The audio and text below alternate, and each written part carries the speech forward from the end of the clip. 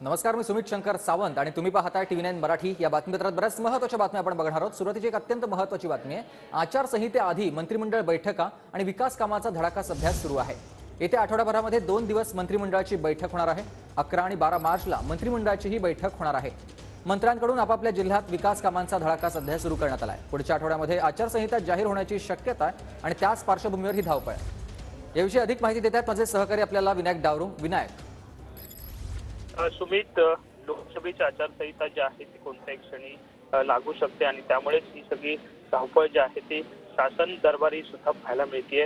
2 cabinet बैठका ज्या आहेत त्या पुढील आठवड्यात घेतल्या जाणार आहेत आणि जे काही प्रस्ताव मंजूर करायचे आहेत ते विकास कामांचे, भूमिपूजनाचे, हे प्रस्ताव जे आहे ते कॅबिनेट मंजुरी जी आहे त्याला देण्यात येईल आणि त्यासाठी सरकारची सुद्धा लगबग आपल्याला पाहायला मिळते।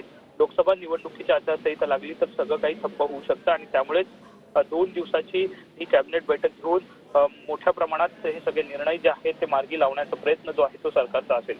नक्कीच धन्यवाद तुम्ही दिलेल्या सविस्तर माहितीसाठी विनायक।